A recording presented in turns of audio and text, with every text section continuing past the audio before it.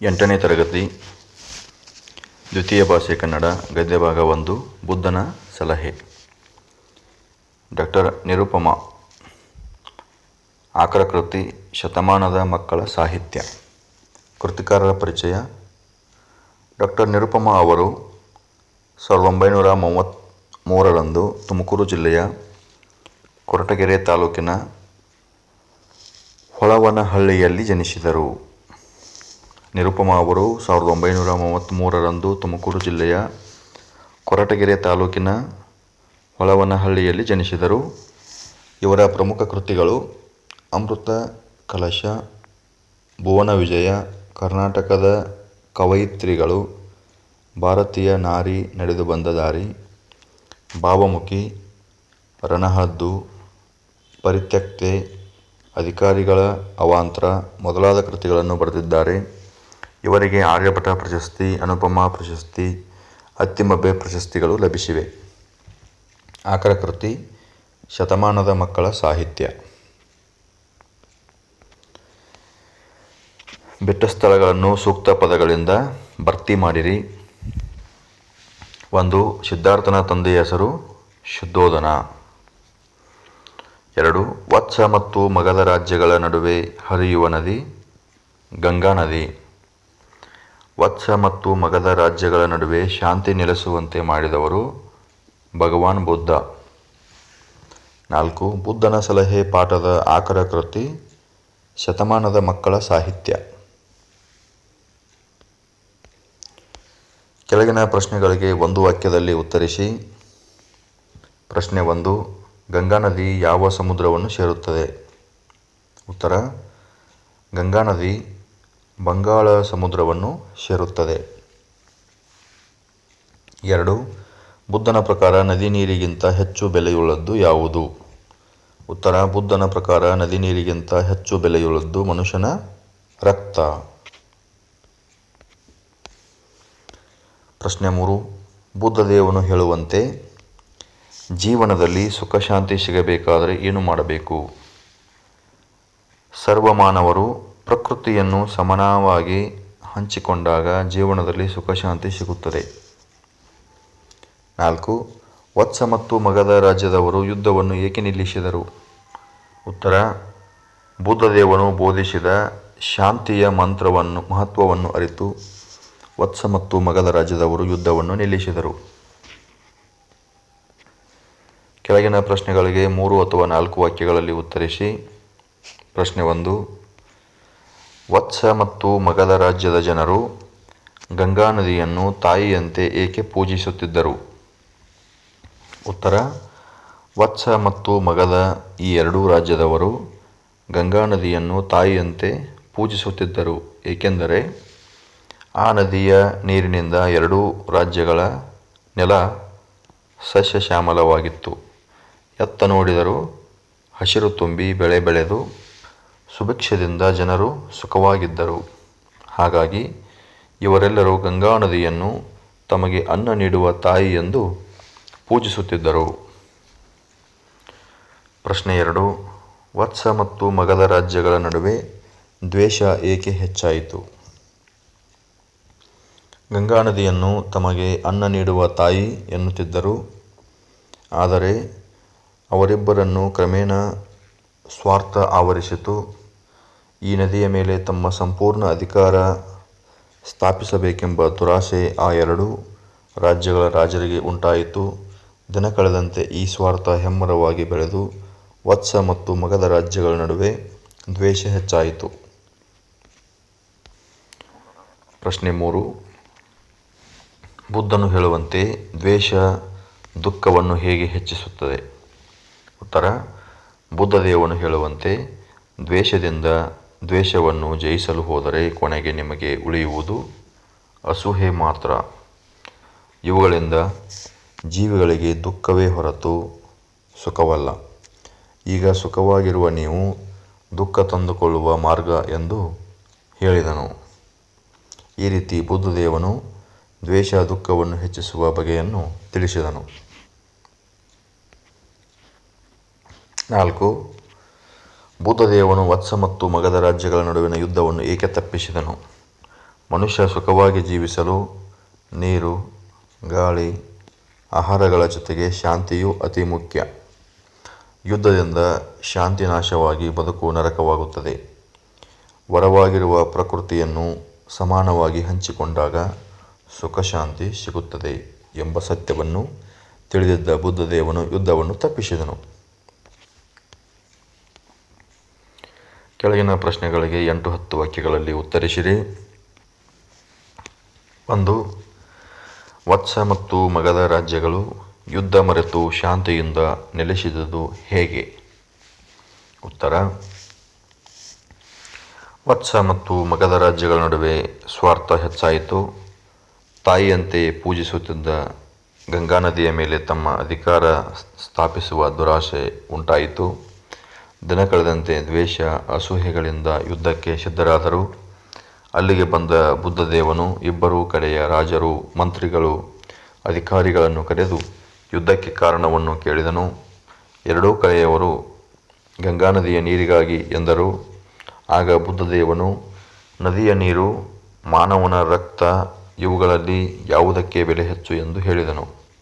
ಎರಡೂ ಕಡೆಯವರಿಂದ ರಕ್ತವೆಂದು ಉತ್ತರ ಬಂತು. ಜೀವಿಸಲು ಬಯಸುವ ನೀವು ನದಿ ನೀರಿಗಾಗಿ ಅಮೂಲ್ಯವಾದ ರಕ್ತವನ್ನು ಹರಿಸಿ ಸಾಯಲು ಸಿದ್ಧರಾಗಿದ್ದೀರಿ. ಯುದ್ಧದಿಂದ ಶಾಂತಿ ನಾಶವಾಗಿ ಬದುಕು ನರಕವಾಗುತ್ತದೆ. ದ್ವೇಷವನ್ನು ಮರೆತು ವರವಾಗಿರುವ ಪ್ರಕೃತಿಯನ್ನು ಸಮಾನವಾಗಿ ಹಂಚಿಕೊಂಡಾಗ ಸುಖ ಶಾಂತಿ ಸಿಗುತ್ತದೆ ಎಂಬ ಸತ್ಯವನ್ನು ತಿಳಿಸಿದನು. ಆಗ ಬುದ್ಧದೇವನ ಮಾತನ್ನು ವತ್ಸ ಮತ್ತು ಮಗಧ ರಾಜ್ಯಗಳು ಒಪ್ಪಿ ಯುದ್ಧ ಮರೆತು ಶಾಂತಿಯಿಂದ ನೆಲೆಸಿದರು. ಪ್ರಶ್ನೆ 2. ಬದುಕಿನಲ್ಲಿ ಸುಖ ಶಾಂತಿ ನೆಮ್ಮದಿಗಳನ್ನು ಕಂಡುಕೊಳ್ಳುವುದು ಹೇಗೆ? ಚರ್ಚಿಸಿ. ಉತ್ತರ: ಮಾನವ ಒಂದು ಕಡೆ ಪ್ರಾಕೃತಿಕ ಸಂಪನ್ಮೂಲಗಳನ್ನು ಬಳಸಿಕೊಂಡು ಸುಖ ಶಾಂತಿಯಿಂದ ಸಮೃದ್ಧಿಯ ಜೀವನವನ್ನು ನಡೆಸುತ್ತಿದ್ದಾನೆ. ಮತ್ತೊಂದೆಡೆ ಪ್ರಾಕೃತಿಕ ಸಂಪನ್ಮೂಲಗಳಿಂದಾಗಿ ಸ್ವಾರ್ಥ, ದ್ವೇಷ, ದುರಾಶೆಗಳನ್ನು ತುಂಬಿಕೊಂಡು ಬದುಕನ್ನು ಸರ್ವನಾಶ ಮಾಡಿಕೊಳ್ಳುತ್ತಿದ್ದಾನೆ. ಸರ್ವರಿಗೂ ಮೀಸಲಾಗಿರುವ ನೆಲ, ಜಲವನ್ನು ಹಂಚಿಕೊಳ್ಳುವಾಗ ವಿವೇಕವನ್ನು ಕಳೆದುಕೊಂಡು ಯುದ್ಧಕ್ಕೆ ಸಿದ್ಧನಾಗುತ್ತಿದ್ದಾನೆ. ಯುದ್ಧದಿಂದ ಅಪಾರ ಸಾವು ನೋವುಗಳು ಉಂಟಾಗುತ್ತದೆ. ಮನುಷ್ಯ ಸುಖವಾಗಿ ಜೀವಿಸಲು ನೀರು, ಗಾಳಿ, ಆಹಾರಗಳ ಜೊತೆಗೆ ಸುಖ, ಶಾಂತಿ, ನೆಮ್ಮದಿಗಳು ಅತಿ ಮುಖ್ಯ. ಯುದ್ಧದಿಂದ ಶಾಂತಿ ನಾಶವಾಗಿ ಬದುಕು ನರಕವಾಗುತ್ತದೆ.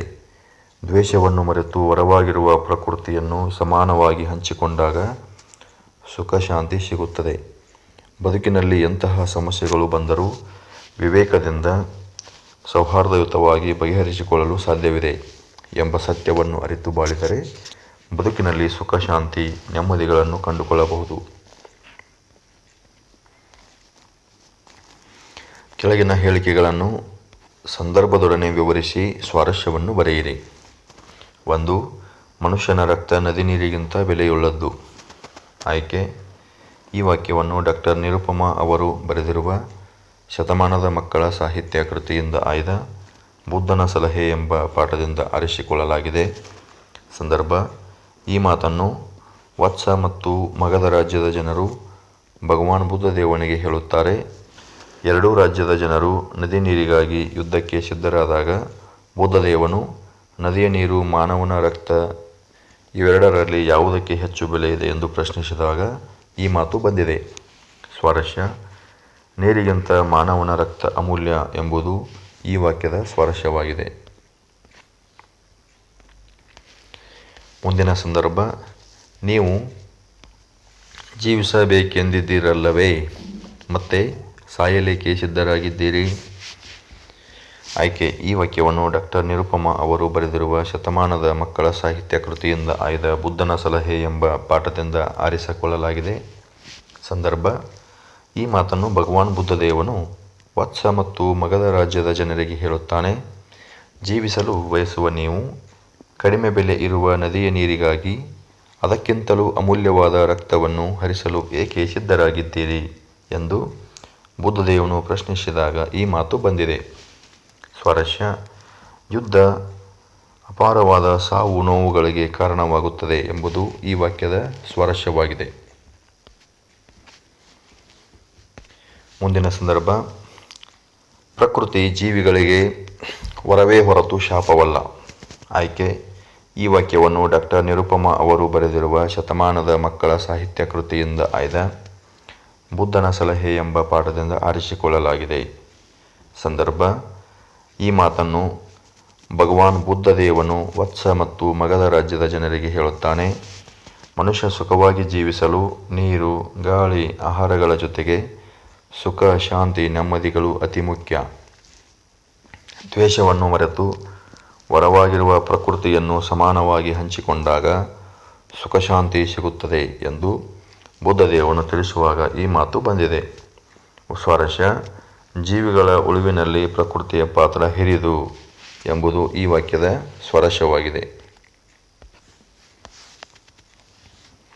ಭಾಷಾಭ್ಯಾಸ: ಸ್ವರಾಕ್ಷರಗಳಿಂದ ಆರಂಭಗೊಳ್ಳುವ ಪದಗಳನ್ನು ಬುದ್ಧನ ಸಲಹೆ ಪಾಠದಿಂದ ಆಯ್ದು ಅವುಗಳನ್ನು ಅಕಾರಾದಿಯಾಗಿ ಜೋಡಿಸಿ ಬರೆಯಿರಿ. ಉದಾಹರಣೆ: ಅದನ್ನು, ಅರಸು, ಉತ್ತರ. ಅರಸು, ಅವರಿಬ್ಬರು, ಅಧಿಕಾರ, ಅಲ್ಲಿಗೆ, ಅವುಗಳ, ಅಸೂಯೆ. ಆಳುತ್ತಿದ್ದರು, ಆತ, ಆದರೆ, ಆವರಿಸು. ಇವರೆಲ್ಲರೂ, ಇತರ, ಇವೆರಡರಲ್ಲಿ, ಇವುಗಳಿಂದ.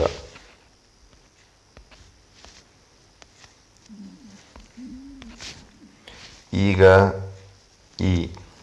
ಉಂಟಾಯಿತು, ಉಪಯೋಗ, ಉತ್ತರವಿತ್ತರು. ಊರಿಗೆ. ಎರಡು, ಎಲ್ಲರಿಗೂ. ಏಕೆ, ಒಕ್ಕೊರಲಿನಿಂದ.